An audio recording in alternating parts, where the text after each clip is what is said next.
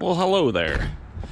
It is a brisk Monday morning, and we are going to be starting with this GTI right here. Let's hope it makes it inside. No. At least the frost isn't on the window. There we go. Ooh. Got a cam crank correlation code on this thing. And so now I'm going to pull it inside and check the timing. So stay tuned for that, and I will show you how I check the timing on this car as soon as I know how to get it into drive. It seems to drive okay though.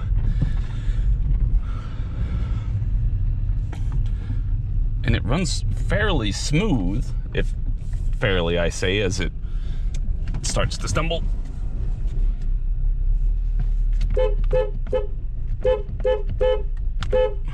When it's cold outside, we just honk horns. And then somebody opens the door. Hopefully, that's the plan. There it is. Sound like an ice cream. Go, go, go, go, go, in. Oh, it shut off. Well, that works. At least, hopefully it didn't die. Let's pray. Let us pray together. Did this survive? You know what, I'm not even gonna do it anymore. We're just gonna check the timing.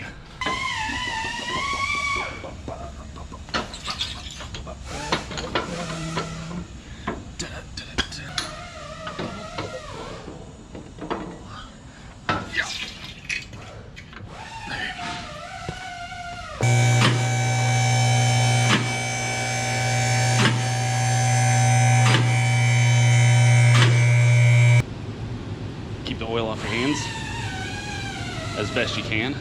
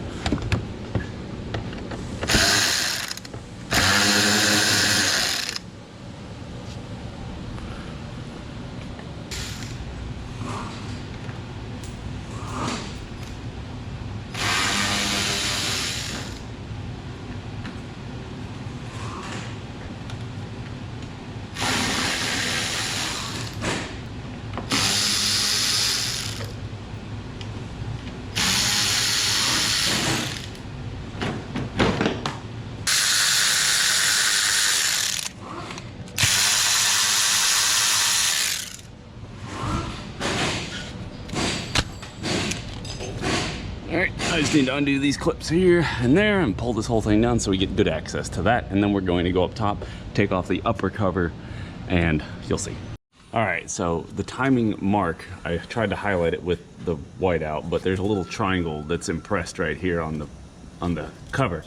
And so the mark now is lined up with that. I don't know, we might be 180 out of the cam, but at least we have a 50-50 shot as, you know, maybe we have it timed. If not, then I just come down here and rotate it around. Again, this is a 24mm bolt, and I already tore my glove. Fantastic. All right, now we're gonna get the upper timing cover off, and to do that, we gotta get all this out of the way.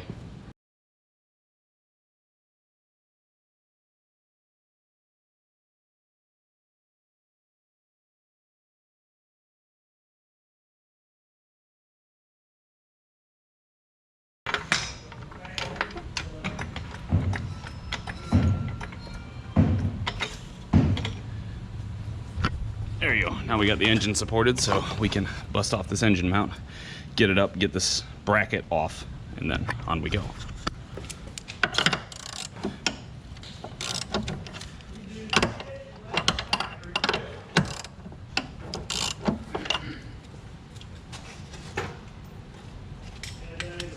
Sixteens, 18s.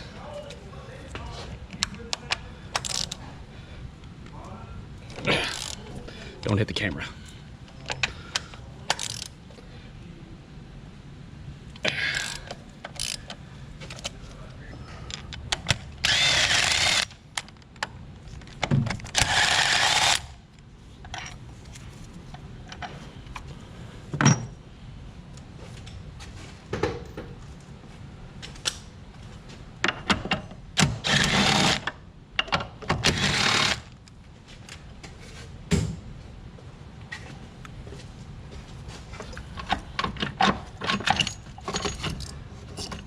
Wiggle, wiggle, wiggle. There we go.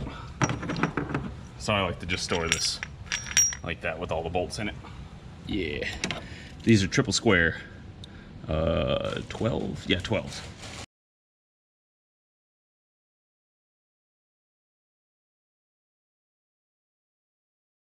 You have to leave the bolt in while you get the other one off. Ooh. Will it make it all the way to the floor? My socket's still attached. Yeah, there we go. So now you can see bolt, bolt, and bolt. So you're feeling back here, you can feel around for the bolt. And the bolt is right there. Triple square.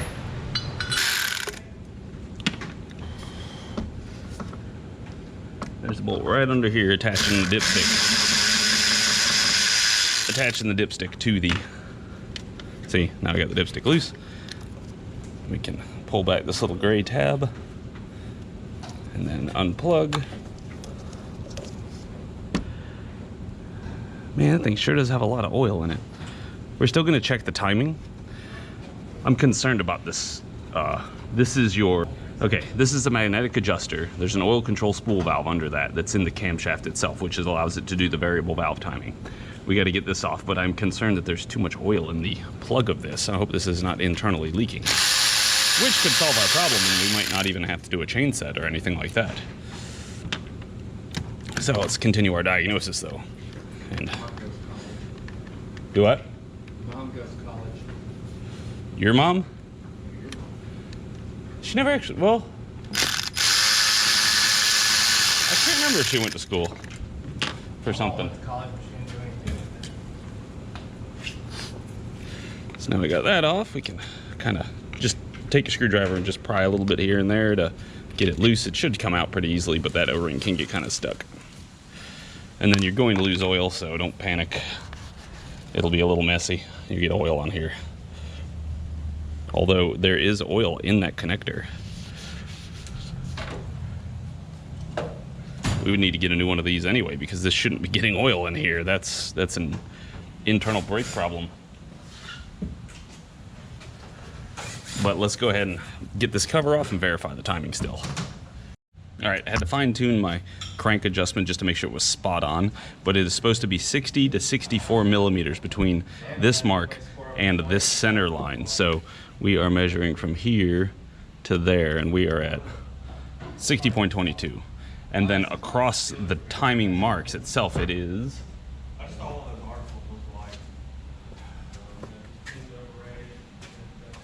124 to 126 millimeters. How my thing goes? Ah, I can't see. Yeah. Yay, it's got a metal hood. Hooray. I mean, it's safe on water, but you can ruin the hell out of that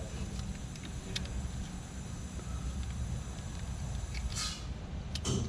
Tell you what, I'll definitely try hard to get Kadarius Tony next year, though. I'll be with Kansas City. 125.59. The timing's fine. So I think we're going to be going more towards the bracket. Also, I'm going to pull off this cam bridge and the spool valve and check this. I'm going to pull off the spool valve mainly, and also check for a missing screen in here. Those are some problems that can happen, and the screen can get lodged in there. So we'll pull off the oil control spool valve first and see if we can find anything in there. So we're going to need this special tool here, and this one looks like it's this side, so it just fits onto a ratchet. And something you have to keep in mind is this is reverse threaded.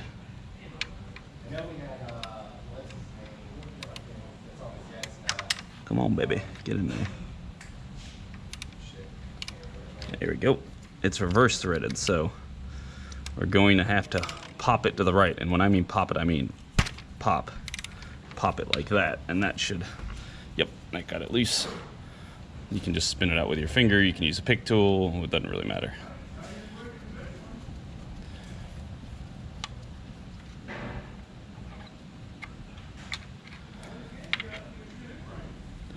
All right, let me get some oil off this. And so here I'm going to show you something, a little trick that I've learned with these, playing with them. You can take them apart pretty easily. There's this little spring in here, so be very careful with this. You don't want to lose the spring, or else you're going to have a bad day. So, like that. So you see that spring? Now you can pull that out. It looks like that. Make sure you keep that, and then you can just either push on the bottom, and if this thing's stuck, that would be another. Ooh, there's some trash. Yeah, there's some trash in here. Can't even get this thing to move. There we go. There's 3 main components. There's the centerpiece, which this should come out way easier than this. This is not good. The center component, and then there's a spring at the bottom. That spring. So keep track of all these parts.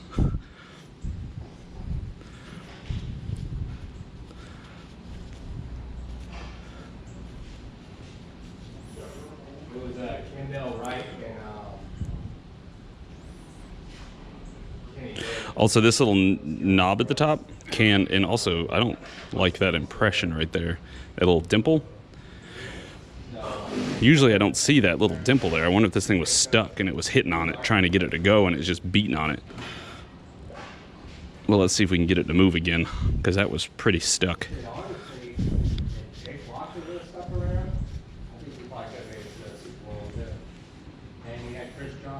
I don't see anything else in there, so just drop the spring back in.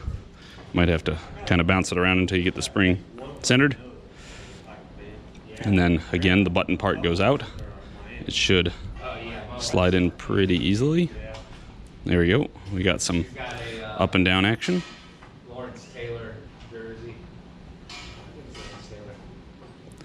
Feels like there's dirt in there though. See, it should come out pretty easily. I'm gonna wash this with some brake clean. Oh my god, these guys are talking about the sports ball. Just give them crap.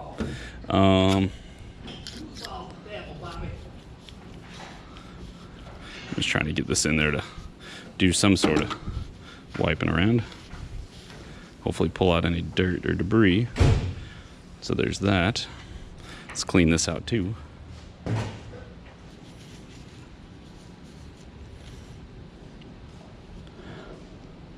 Just trying to make sure I don't see any debris or dirt in as much as I can.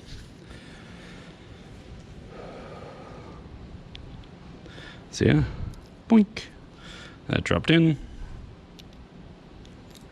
Ooh, that's better. See, that's how it should come out. Instead, before we were beating on it. So make sure our spring's straight. Yeah, our spring is straight. So let's get our tiny little spring here.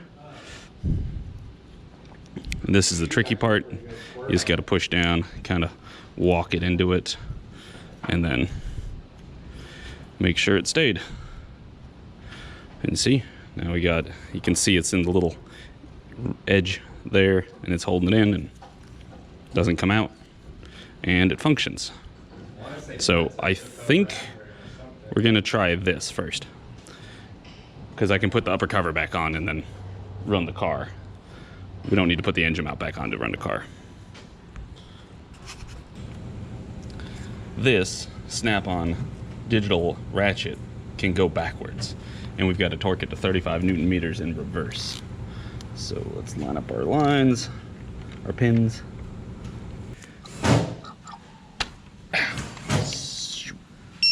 There we go. Got it torqued. All right, so I'm gonna take the cam bridge off anyway, because there's too many problems with this, and I feel as though it's just my due diligence at this point to get this off. Now let's try this again. Aha, there we go.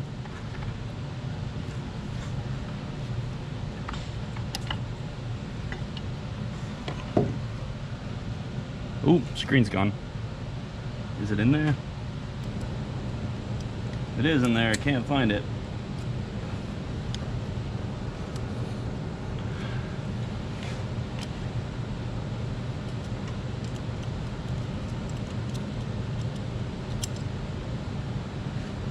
Yep, let me go ahead and pick out the rest of that screen. So what I'm talking about is that little chunk of screen. It says get rid of it. We always do. It's just sometimes a little bit of a pain to get out.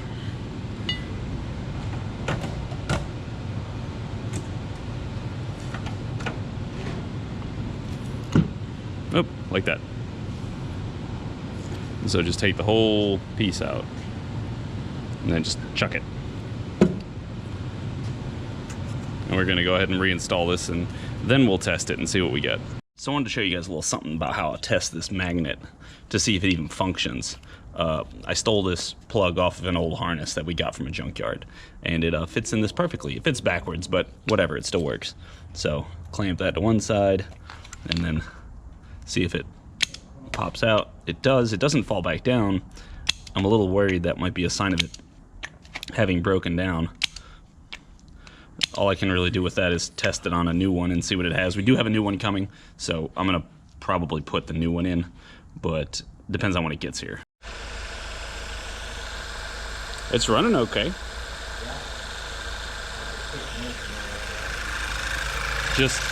I just replaced the cam actuator there. Got it all bolted down, and she smoothed right out. Compared to what it was like when I pulled it in, as you guys saw, and we stalled out. There might be other issues with the car that will cause a running condition, but at the moment, it seems like that took care of it. You remember when we did the test, how it didn't really, I had to push it back down. That one's like, you can shake it and you can hear it flopping around. So I think we got some dirt out of the spool valve and replaced this, and I think we got it. I'm gonna go take it for a test drive. Got back from the test drive and it drove great. Now I'm just checking it for leaks and stuff and make sure nothing got wacky. We got it running well. Now worry about addressing all the rest of the issues and stuff like that. So thanks for watching. I appreciate it, and see you next time.